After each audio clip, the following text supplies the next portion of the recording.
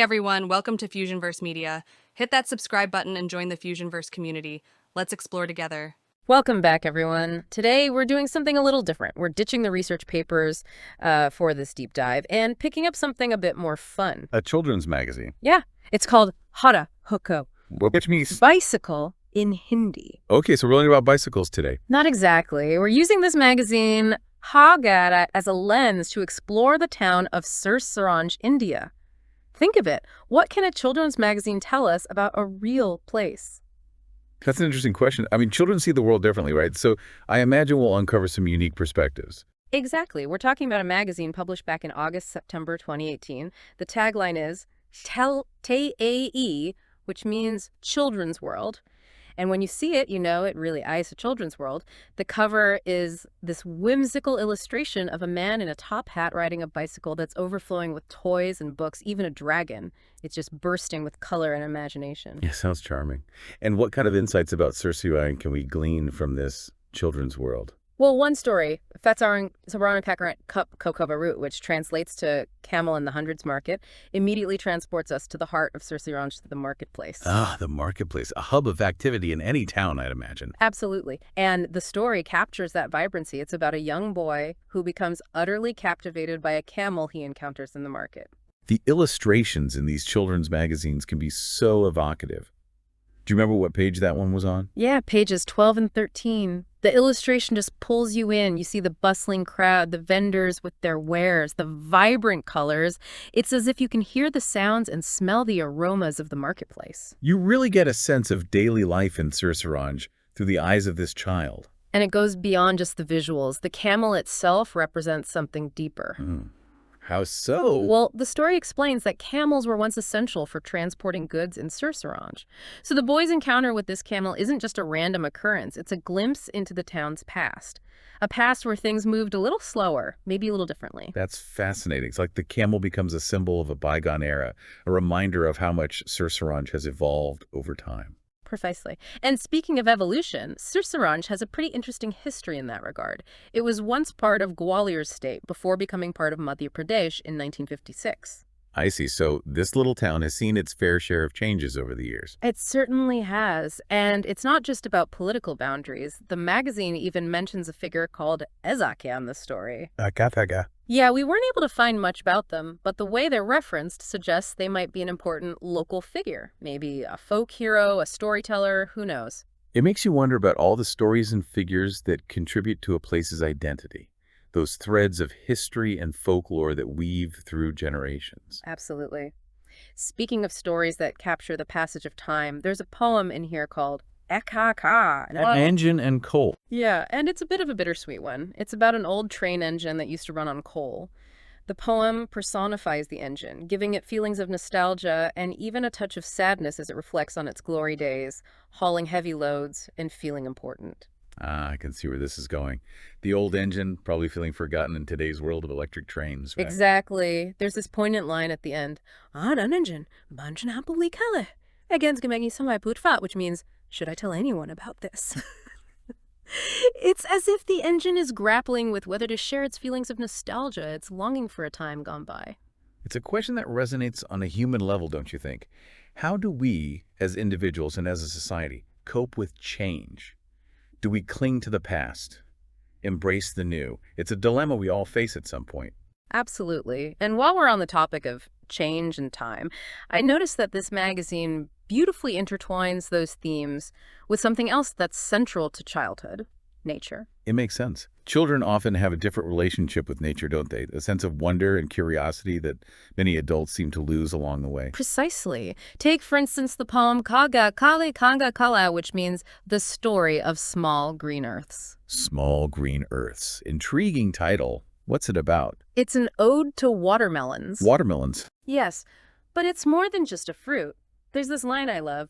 A gi a di a ki a gi a gi a gi a tu a t a, which means as summer arrives, stalls with big watermelons can be seen everywhere. It evokes this sense of anticipation, of community, of shared joy that comes with the arrival of something as simple as a seasonal fruit. It's funny how food can do that, isn't it? Evoke memories, connect people across different backgrounds. Absolutely. And this theme of connection to nature, of finding wonder in the everyday, continues in the story. Tell me about it. So Fall King follows a young girl who has recently moved from the city to a village. It's a big change for her, and at first she's overwhelmed by the sounds of nature, particularly the calls of a bird called Hedgie.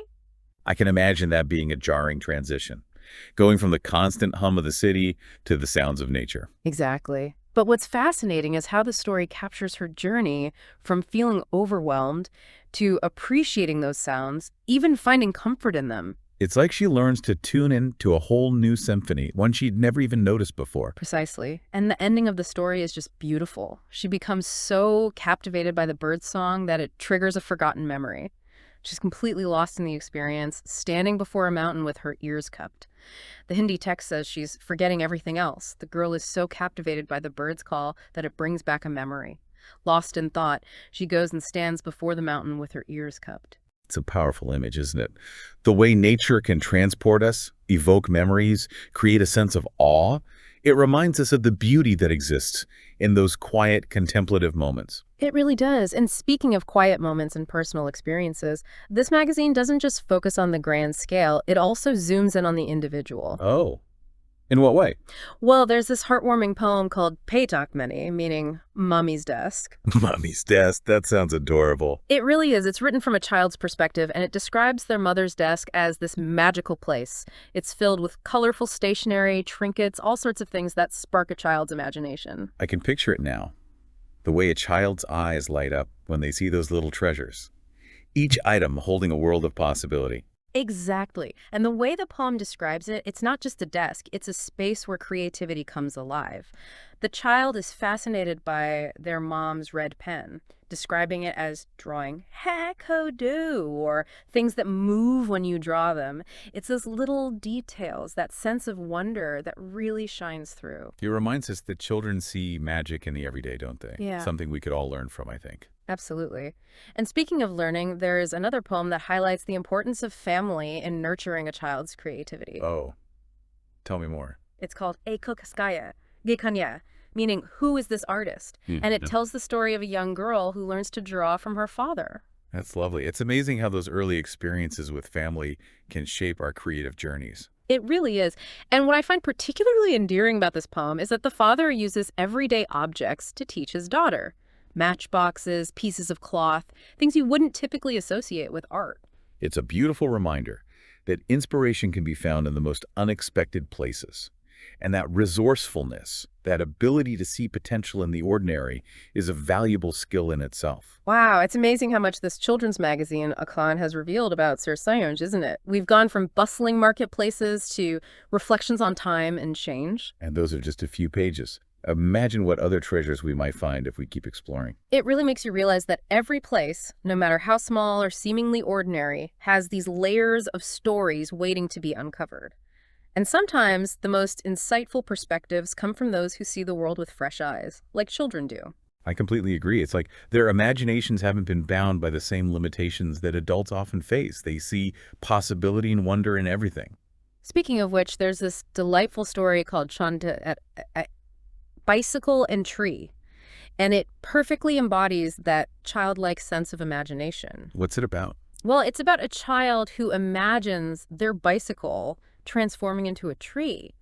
It's such a simple concept, yet so profound when you think about it. I see what you mean. There's a certain freedom in that kind of thinking, that ability to blur the lines between reality and imagination. It's something we often lose as we grow older. Exactly. It reminds us that it's okay to look at the world with a sense of wonder, to find magic in everyday objects. To see a tree and a bicycle. Precisely. It's about tapping into that inner child, that sense of curiosity and playfulness. And not just for children. I think it's something we can all benefit from, regardless of our age. Absolutely. It's about approaching the world with fresh eyes, noticing the details and stories that we might otherwise overlook. Seeking out those moments of wonder, those toying moments, if you will. I love that. Pond moments, those little sparks of joy and imagination that can brighten even the most ordinary day. Exactly. It's about finding the extraordinary in the ordinary.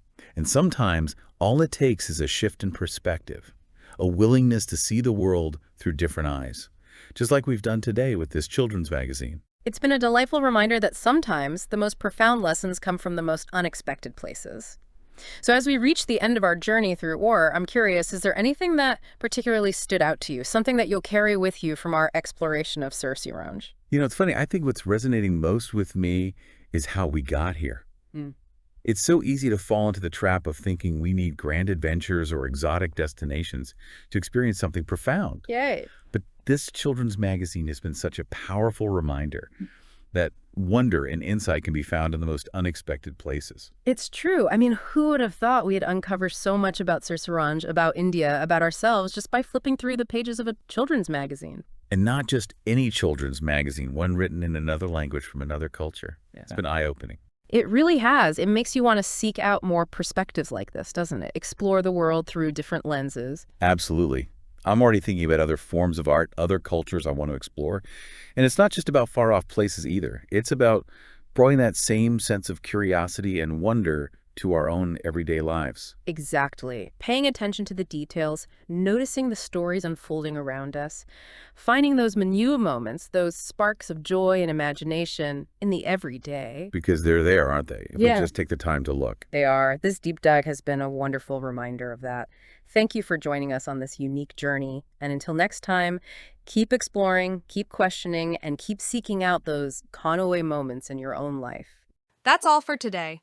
Thanks so much for tuning in. If you enjoyed this episode, be sure to subscribe and leave a review. We'll catch you in the next one, whether it's here on the podcast or over on the next video. Take care and see you soon.